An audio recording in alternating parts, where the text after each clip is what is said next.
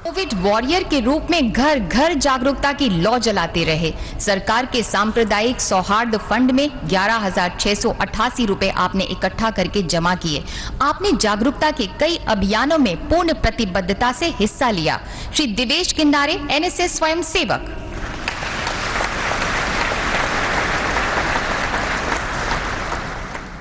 डर मुझे भी लगा फासला देखकर, पर मैं यूं ही चलता गया रास्ता देखकर। खुद ब खुद मेरे करीब आती गई मेरी मंजिल, मेरा हौसला देखकर। ऐसे ही अपने मजबूत हौसले के साथ नागपुर से राष्ट्रपति भवन तक का फासला तय कर चुके एक खास व्यक्ति से मैं आपकी मुलाकात करवाऊंगी। RMW presents welcome to Youngistan इस शो में।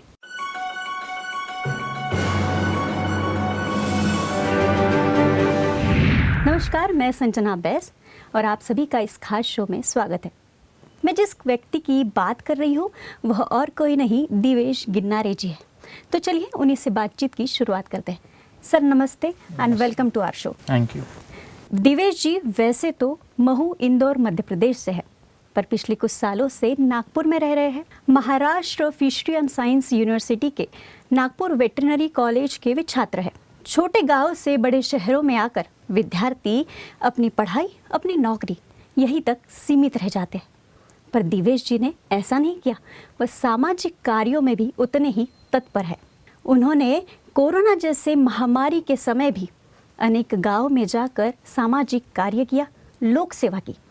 इसी की सराहना के तौर पे उन्हें हमारे देश के महामहिम द्रौपदी मुर्मू जी के हाथों राष्ट्रपति अवार्ड प्राप्त हुआ।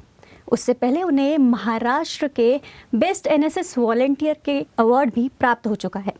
तो चलिए उन्हीं से उनके सफ़र के बारे में जानते हैं। दिवेश जी, आपको बेस्ट एनएसएस वॉलंटियर का अवार्ड प्राप्त हो चुका है जी। हम जानना चाहेंगे कि एनएसएस क्या है, ये संगठन किसके लिए काम करता है और क्या क्या कार्य करता है। बेसिकली एनएसएस का फुल फॉर्म होता है नेशनल सर्विस स्कीम, हिंदी में इट इज़ राष्ट्रीय सेवा योजना जी।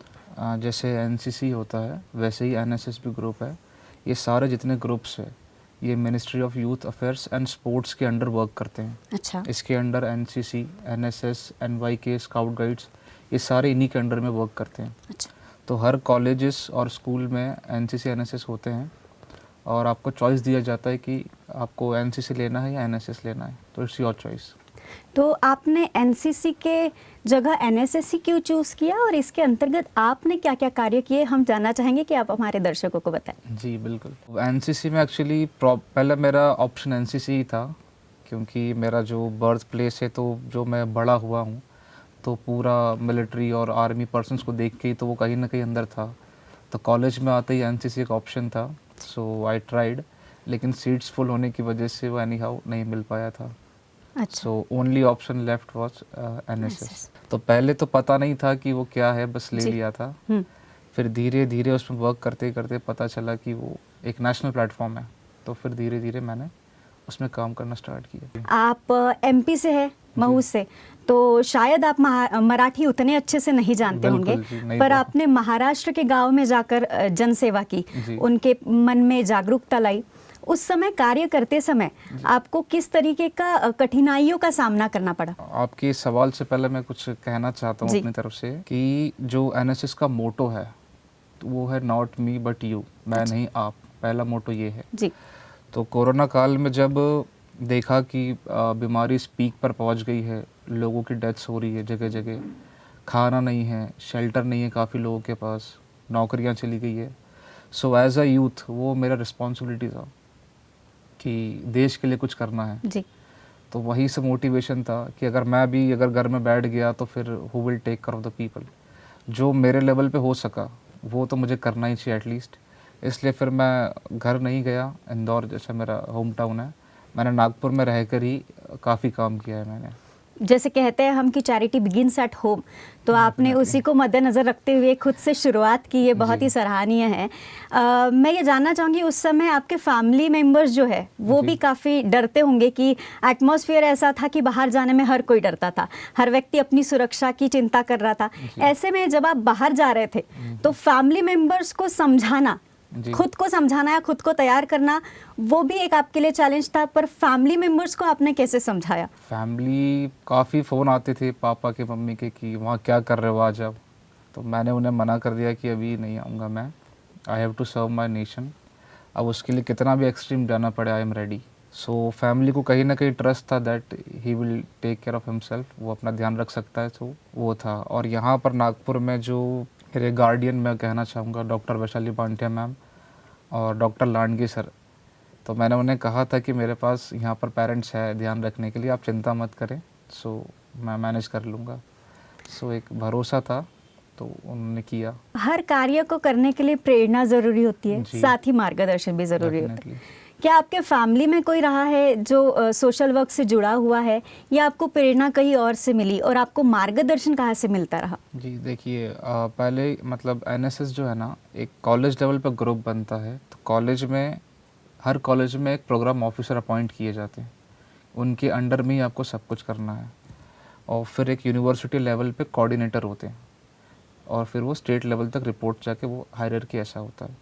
सो कॉलेज लेवल पे तो मैम ही थे, डॉक्टर वैशाली बांटे मैम प्रोग्राम ऑफिसर हमारे जो थे, उन्होंने काफ़ी गाइड किया। मोटिवेशन की बात है तो पेरेंट्स ने इतना कुछ घर पे पहले ही सिखा दिया था, तो वो उसमें कहीं कमी नहीं थी।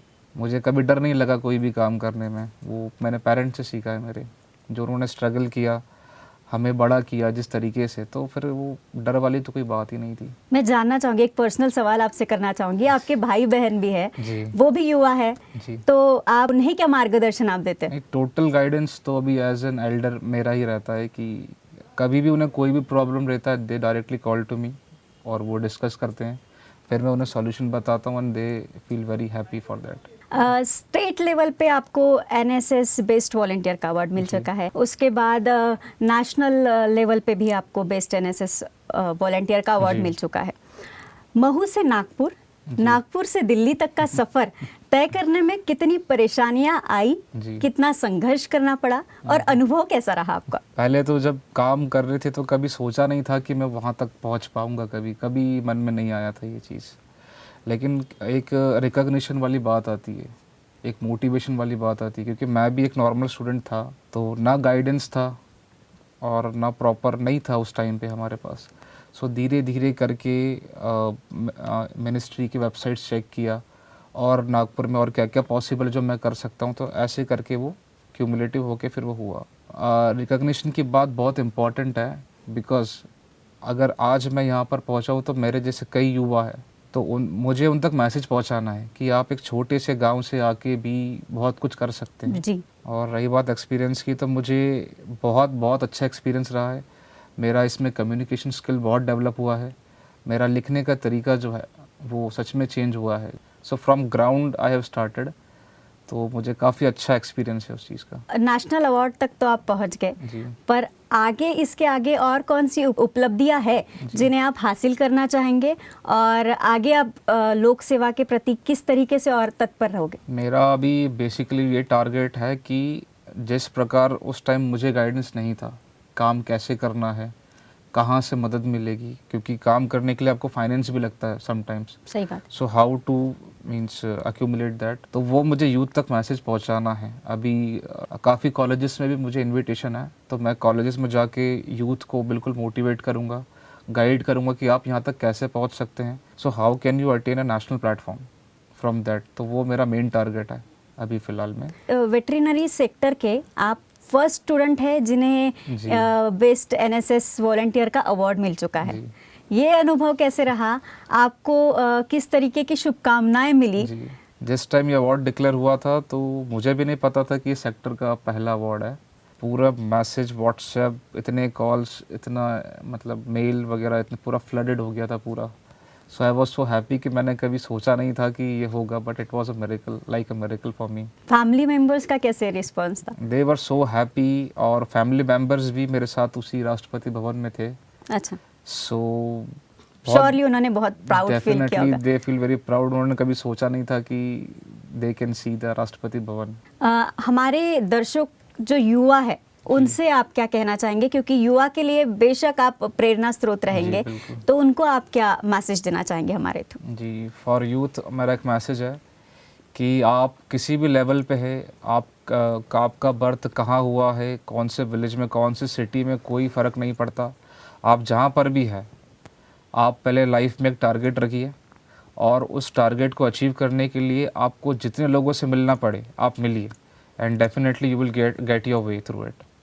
सो हिम्मत कभी नहीं हारना है। अगर मैं यहाँ तक पहुँच सकता हूँ तो कोई भी पहुँच सकता है यहाँ तक।